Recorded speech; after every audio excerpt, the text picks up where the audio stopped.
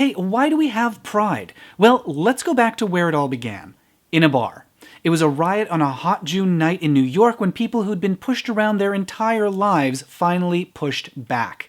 The Stonewall Inn was one of the few places where those drag queens and street kids and neighbors felt like they had some small protection. And that's what bars were at the time, a refuge, because back then queer people were routinely arrested and fired and beaten and killed. Through violence and through the law, queer people were terrorized into hiding everywhere they went, except those few gathering places. So no wonder, when their refuge was attacked on June 28th, they rebelled in an act of defiance against a world that wanted to erase them. After all, if you're not even safe in the closet, then what do you have to lose if you smash that closet? Outside that bar, they refused to be erased. The next year, there was a march in 3 cities, and the year after that, there was 8, then it was dozens, as pride became real. Not just the parade, but the feeling. Pride. Defiance, refusing to be terrorized into hiding.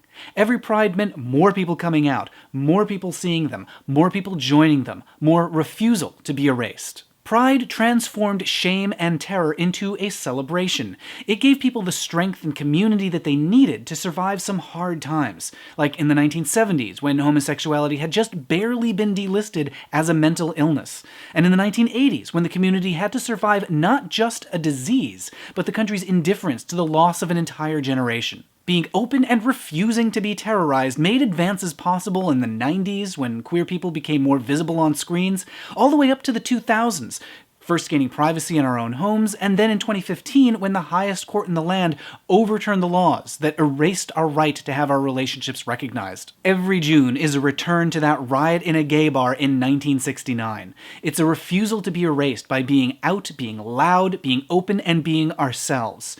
That's why we still have pride. It's why we still defy erasure. And it's why bars remain refuges. Because that terrorism still exists. There's still violence that forces people into the closet to protect themselves. There's still laws that erase us. There are still people who would chase us into our safest places and try to do us harm. The response now is the same as the response in 1969. Refuse to be terrorized, defy erasure, make noise, be queer, go to pride, have pride. 40 years ago, queer people needed bars and marches to connect with each other and to be open about who they were. It's because of their courage, their defiance, that now we can connect openly.